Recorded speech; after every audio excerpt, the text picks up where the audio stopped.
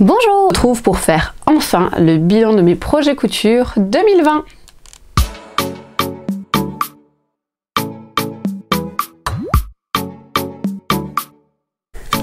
Pour commencer, je tenais à m'excuser pour le délai qu'a mis cette vidéo à arriver.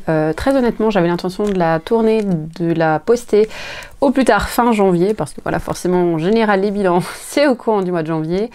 Et au final, les microbes se sont invités à la maison et du coup, ça a été très compliqué et ça a un petit peu tout repoussé. En plus de ça, j'avais déjà filmé cette vidéo une première fois. Le rendu ne me plaisait pas, donc je l'ai filmé une deuxième fois. Et en commençant mon montage, je me suis rendu compte que mes cheveux, que j'avais lâchés pendant cette vidéo, frottaient sur le micro et que ça faisait un bruit absolument énervant et dérangeant selon moi. Donc je me suis dit que c'était pas possible de monter et de filmer la vidéo, enfin de monter et de poster pardon, la vidéo en l'état. Donc j'ai préféré la retourner une troisième fois. Aujourd'hui, nous sommes donc le mercredi 10 février 2021 et je vais vous parler des projets cousus en 2020. Ensuite, de mon stock de tissus pardon, et de mon stock de magazines et de patrons de couture, bien entendu. Et pour terminer, on fera un point sur mes résolutions couture pour l'année 2021.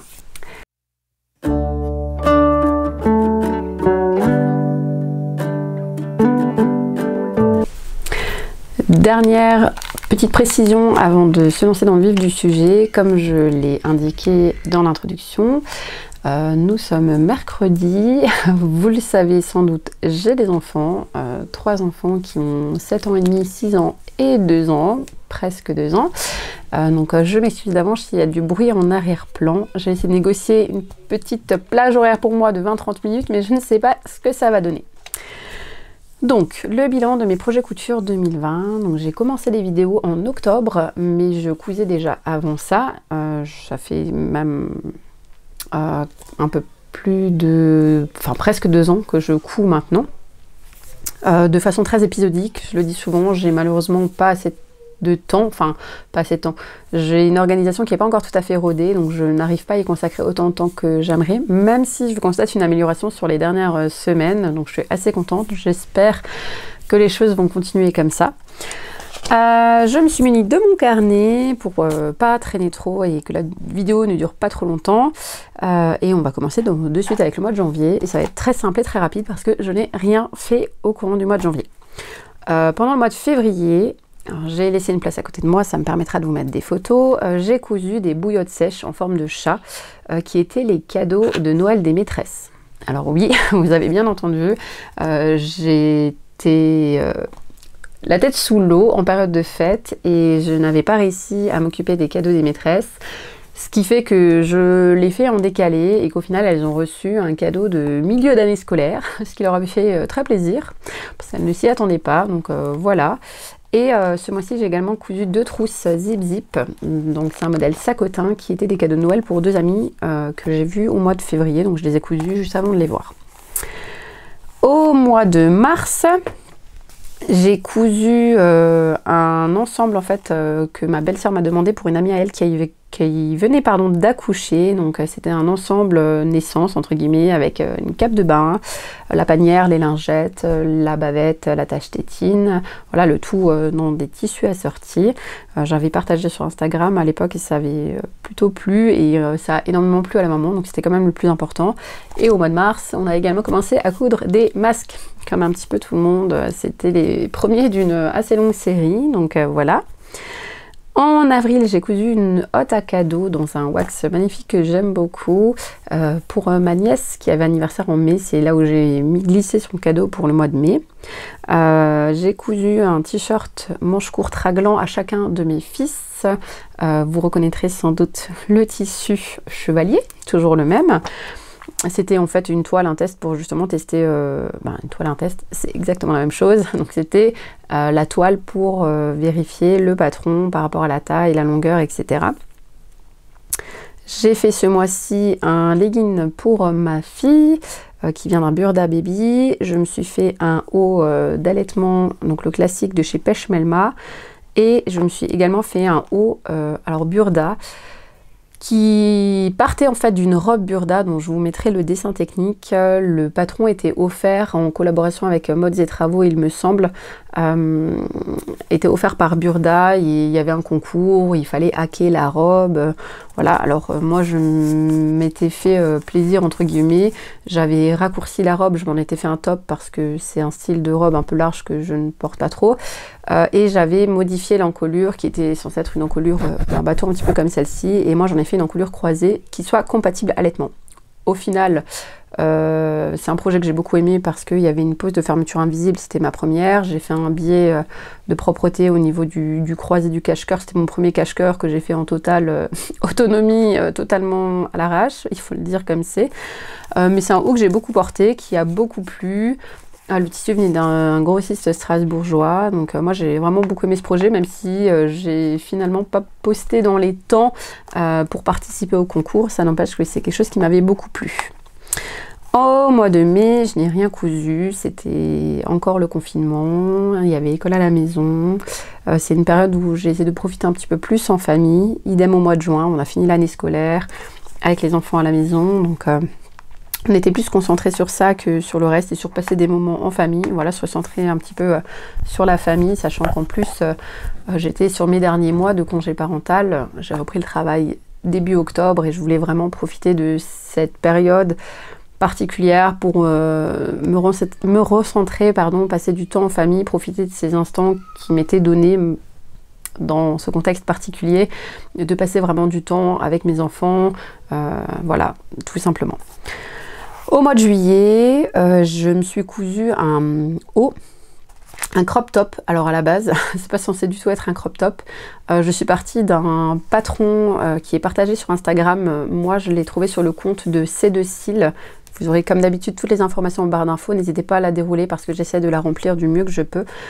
Donc C2Cils partageait un patron de robe qu'on faisait dans un mètre de tissu. Elle s'est elle-même inspirée du tutoriel des jolis détails de Margot, il me semble. Je corrigerai, enfin voilà, je mettrai le nom exact dans la barre d'informations. Et en fait, je voulais me faire cette robe-là. Mais le bout de tissu que j'avais ne faisait que 45-50 cm. Donc je me suis dit, bah, tu fais le haut de la robe dans ce tissu et le bas, tu le fais en viscose noire et puis ça irait très bien. Sauf que, bah, erreur de débutante, hein, parce que je le rappelle, malgré tout, à cette période, j'étais quand même que débutante. Je me suis trompée dans le tissu noir que j'ai utilisé pour faire le bas de la robe et j'ai utilisé un coton, une cotonnade noire assez fine, mais n'empêche une cotonnade qui n'allait pas du tout avec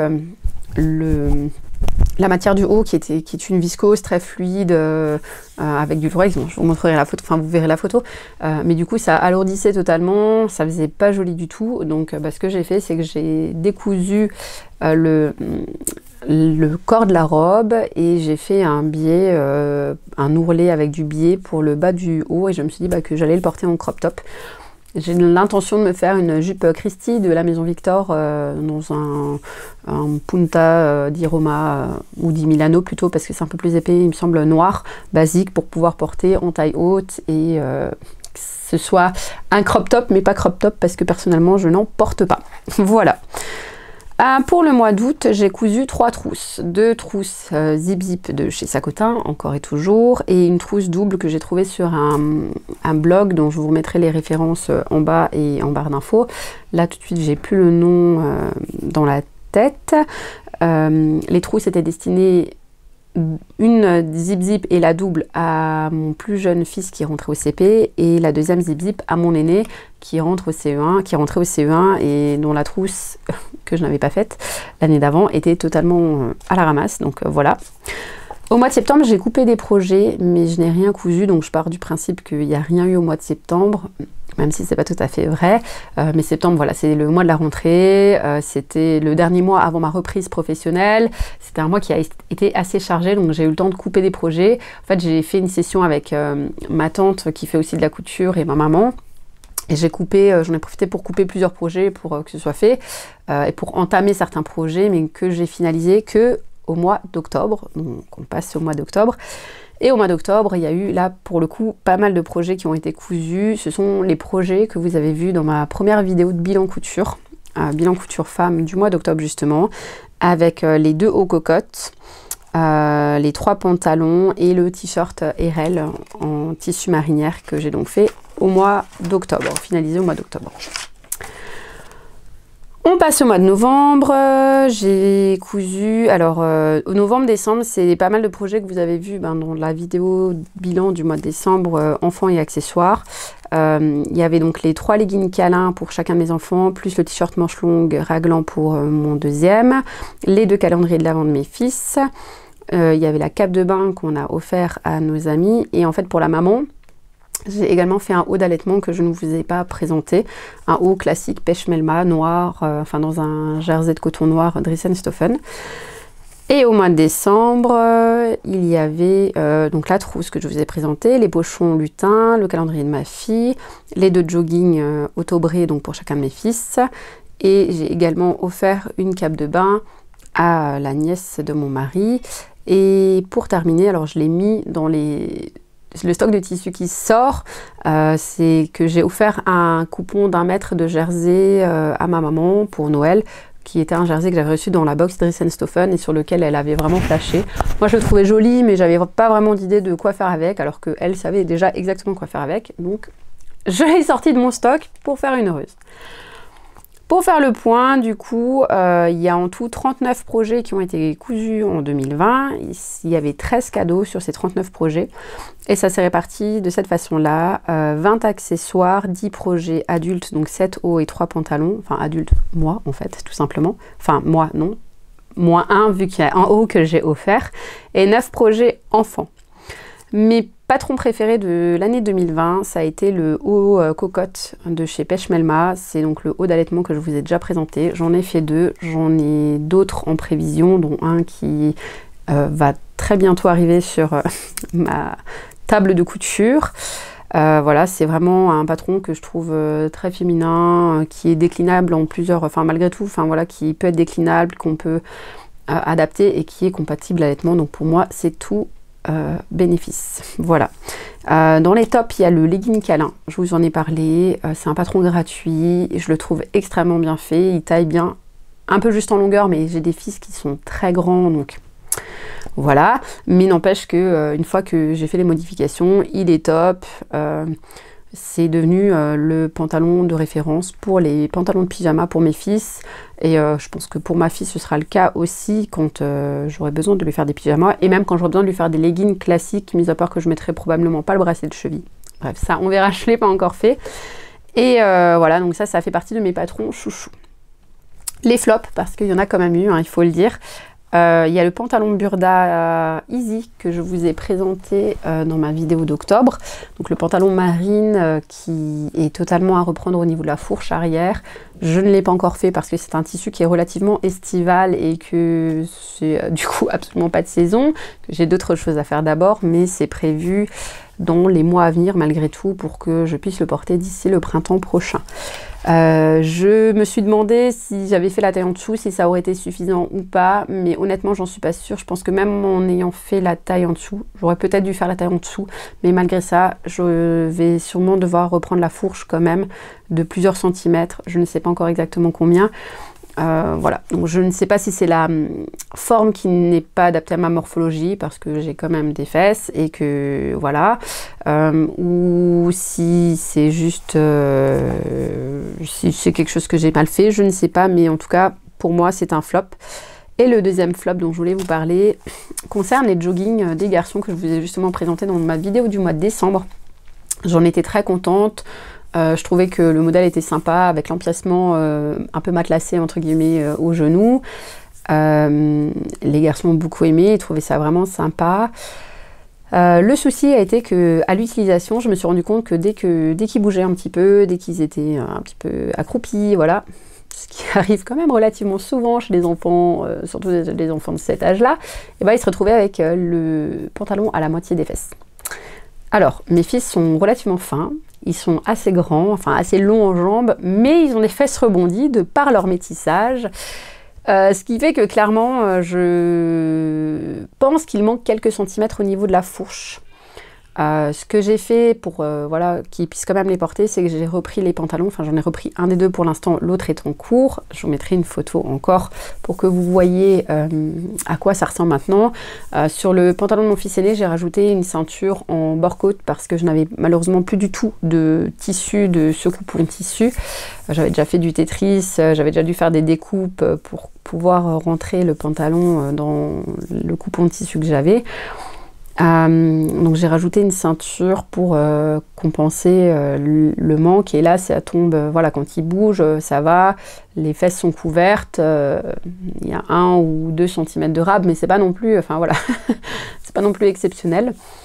Je ne sais pas si c'est à cause du tissu que j'ai utilisé, parce que le jersey, enfin le jogging chiné de chez Driessen Stoffen a très peu d'élasticité. Le jogging classique est un peu plus extensible sans avoir une élasticité de dingue, hein, mais un peu plus extensible, et malgré tout, comme c'est un jogging slim qui était censé être fait dans un tissu extensible, je pense que ça peut aussi venir du tissu, mais même avec un tissu totalement adapté, je ne suis pas sûre à 100% que ça aurait suffi à compenser le manque au niveau de la fourche arrière.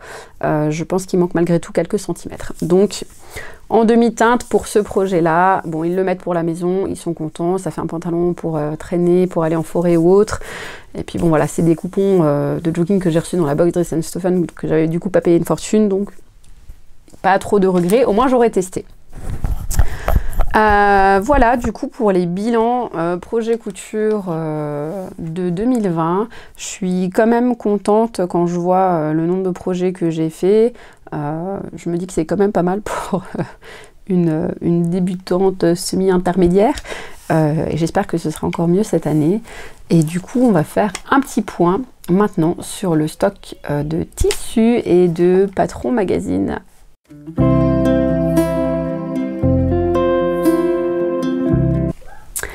Je tenais à faire cette partie parce que je vous parle assez souvent de mon stock de tissus en vous disant qu'il est conséquent, voire indécent. Je le dis, je l'ose. Pour compléter le bilan de 2020 que je viens de faire, parce que je ne l'ai pas dit, j'ai fait donc 39 projets et j'ai cousu 28,30 mètres de tissu. Ce qui en soi est plutôt pas mal. J'ai cousu 12 coupons de mailles qui correspondent à quasiment 14 mètres de tissu et 15 coupons en chaîne et trame qui correspondent à 14 mètres de tissu. Voilà. C'est très bien, mis à part que j'ai rentré, tenez-vous bien, ce partage n'est pas du tout fait pour me vanter, dire regardez ce que j'ai acheté, ce que j'ai reçu au courant 2020, non, non, non, pas du tout. Moi je le vois plus comme, voilà, où j'en suis aujourd'hui. Personnellement, c'est une situation qui ne me convient pas plus parce que j'en ai beaucoup, j'en ai trop, vous allez le voir tout de suite. Mais voilà où t'en es, voilà d'où tu pars, et comme ça je sais où je dois aller. Donc j'ai rentré 113,35 mètres de tissu, dont, je le précise quand même parce que c'est important, 47,60 mètres de tissus que j'ai reçus en cadeau, qui sont les tissus du coupon de Saint-Pierre que mon homme m'a offert à Noël, ainsi que du wax que j'ai reçu de la part de ma belle famille. Le wax, si vous connaissez un petit peu, ce sont des coupons de 3, voire en règle générale plutôt 5 mètres et demi, donc c'est vrai que ça monte relativement vite, enfin en métrage, hein, en volume global. Parce qu'il faut quand même savoir que j'ai actuellement un peu plus de 360 mètres de tissu en stock. Voilà. En détaillant un petit peu, j'ai 74 coupons de mailles qui correspondent à un petit peu moins de 90 mètres. Et j'ai 115 coupons de chaîne et trame qui correspondent à 278 mètres à peu près, dont 30 coupons de wax qui correspondent à plus de 87 mètres de wax. Donc le wax, c'est un tissu que j'adore, que j'utilise quand même assez régulièrement. Mais voilà, quand on reçoit des fois 5 mètres et demi, ou comme ça a été le cas lors du dernier colis que les beaux-parents m'ont envoyé, il y a un tissu où j'ai reçu 11 mètres de tissu, bah forcément ça fait du métrage et c'est pas ce qui part forcément toujours le plus vite. Mais bon. Ça, c'est le point sur le stock de tissus. Je vais vous parler dans la troisième partie, dans mes résolutions, un petit peu comment j'envisage la suite par rapport à ça. Mais je voulais, avant de passer à cette dernière catégorie, vous parler des patrons que j'ai achetés cette année. J'ai vu que Lauriane en a parlé dans son bilan 2020, donc Lauriane du boudoir de Lauriane, et j'ai beaucoup aimé justement ce passage puisque je trouvais ça intéressant. À savoir que j'ai acheté 10 magazines, donc 2 Burda Baby, un Burda Kids, 2 Best of Burda, un Burda Easy qui était un cadeau de ma maman, et sur le mois de décembre, j'ai acheté 4 Burda dont un Easy via Vinted. J'ai été testeuse pour Pêche Melma pour la cocotte, donc j'ai reçu le patron de la cocotte de Pêche Melma. À Noël, j'ai reçu en cadeau le patron Trop Top d'Ivan Soufflé, je vous l'ai présenté dans ma vidéo. Et au courant du mois de mars-avril, j'ai fait l'acquisition de 6 patrons LMV, donc la Maison Victor. C'était les patrons gratuits qu'ils partageaient pendant le confinement. Petite parenthèse par rapport à ça, j'ai déjà eu un petit changement d'optique et de façon de consommer par rapport aux patrons pendant cette période-là justement, parce que pendant la période du confinement, il y a pas mal de marques et de magazines qui ont offert des patrons. Et je pense voilà, à la Maison Victor et à Fibremood principalement. Et je me suis rendu compte de base que j'avais tendance à vouloir forcément, ah bah c'est gratuit, enfin voilà, un petit peu cette réaction-là de ah c'est gratuit, vite, vite, je télécharge. Et puis je me suis posée, je me suis dit non, attends, réfléchis, est-ce que ça te plaît? Est-ce que c'est un projet que tu vas vraiment envisager de faire? Est-ce que ça correspond à quelque chose que tu portes? Enfin voilà. Et en ayant cette réflexion-là, alors déjà je sais que les patrons de la Maison Victor, je ne les ai pas tous téléchargés. J'en ai téléchargé pas mal, mais parce que franchement, ils me parlaient beaucoup. Et ce sont d'ailleurs des patrons que j'ai fait imprimer en A0, mais que je n'ai pas encore cousu parce que ce sont des patrons estivaux et que ce sera probablement pour cette année. Enfin bref. Mais les patrons de la Maison Victor, j'en ai téléchargé plusieurs. Mais par exemple, les patrons de Fibremood, je n'en ai téléchargé aucun parce que c'est un magazine et un style qui ne m'attire pas du tout. Ça ne me correspond pas. Je ne m'y retrouve pas. Ou alors, ceux qui auraient pu m'intéresser, j'avais déjà des patrons similaires. Donc, je ne voyais pas l'intérêt de télécharger pour télécharger. Parenthèse fermée par rapport aux patrons gratuits. J'ai ensuite d'autres patrons, donc j'en ai eu 4, enfin il y en a 4 de Ivan Soufflé, donc là encore par contre un gratuit, c'est le bonnet Yo qu'elle a mis en téléchargement gratuit jusqu'au 24 décembre et celui-ci je l'ai téléchargé parce que j'ai l'intention d'en faire un à mon mari, que j'ai pas encore eu le temps de faire mais qui est prévu et je veux du coup essayer d'en faire un à mes fils en espérant que du coup ils accepteront de porter un bonnet. C'est un autre débat.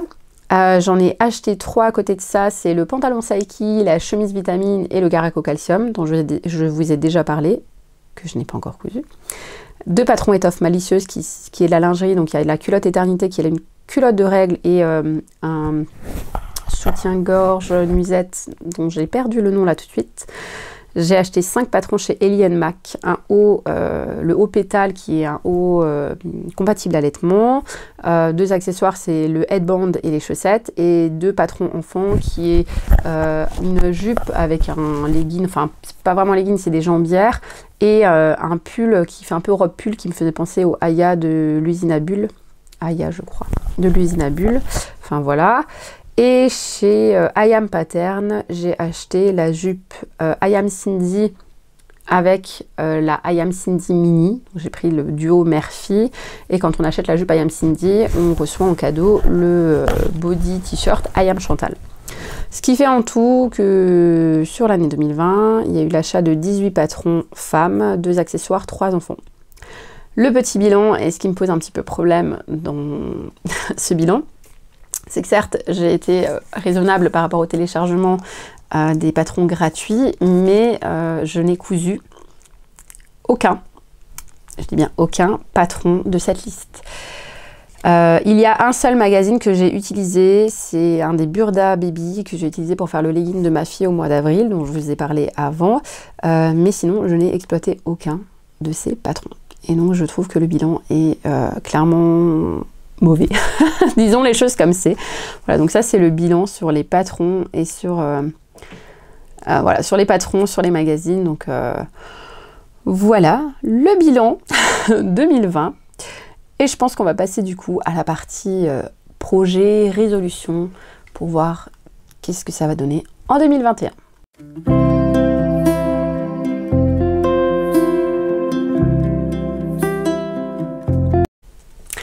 Donc, les résolutions, je mets toujours des guillemets parce que, bon, voilà.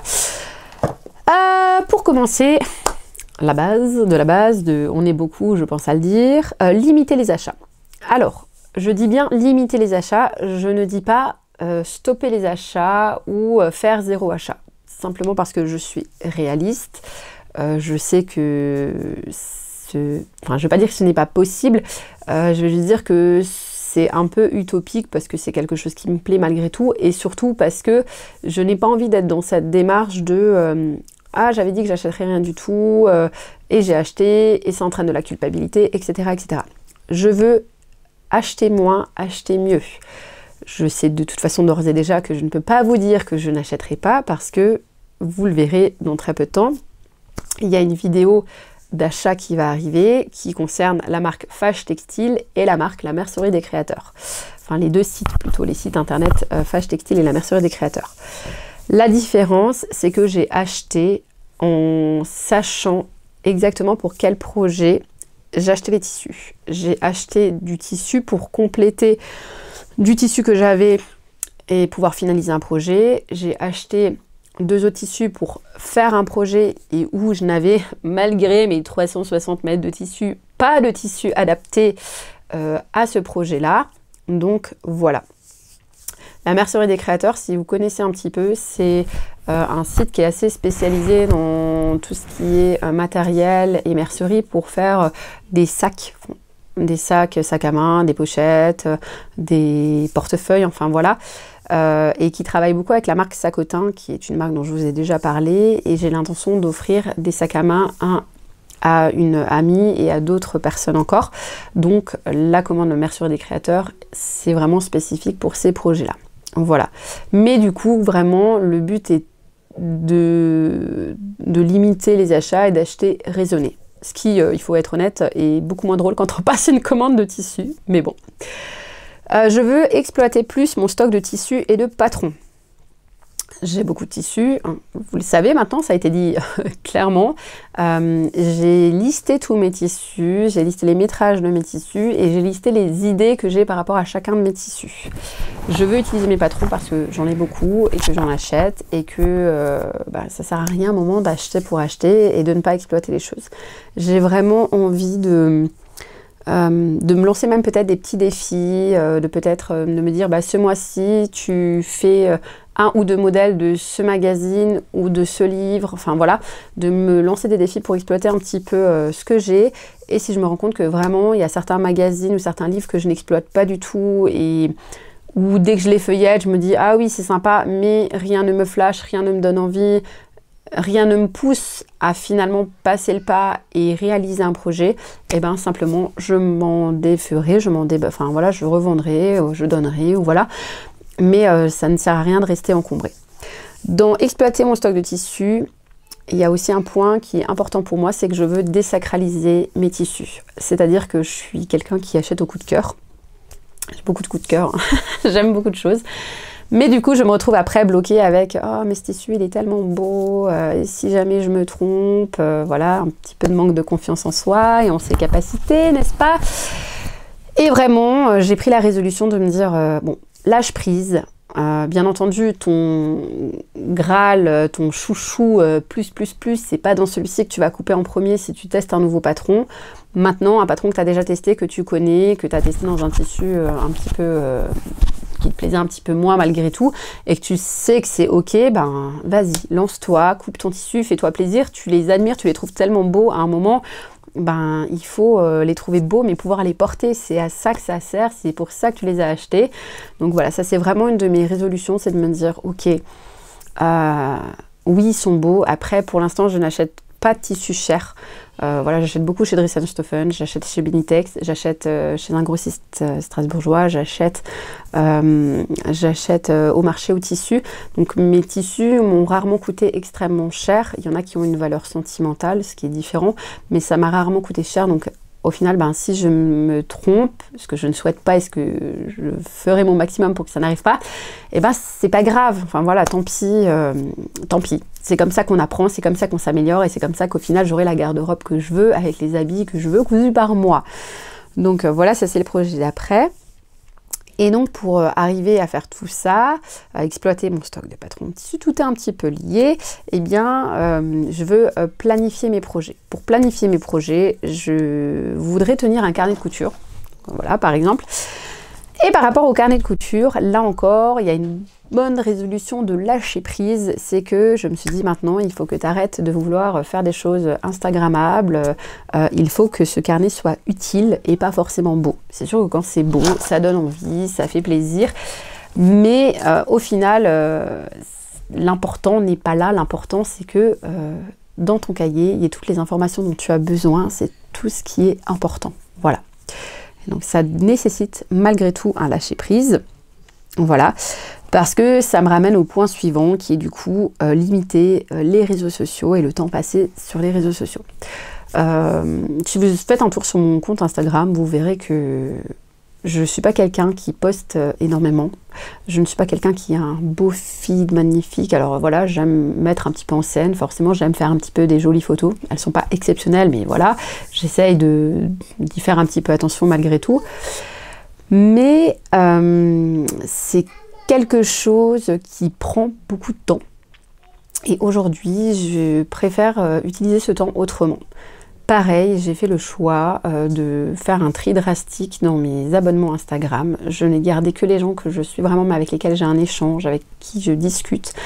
Les autres comptes qui étaient peut-être un petit peu des plus gros comptes, si je veux aller les voir, je les connais, je vais les voir. Si je veux chercher l'inspiration, de toute façon, moi je marche beaucoup avec la loupe et avec les hashtags. Mais j'en avais assez de passer du temps à scroller et au final à me dire oh ben regarde, montrer à mon mari, ben regarde elle ce qu'elle fait, c'est trop beau, et regarde.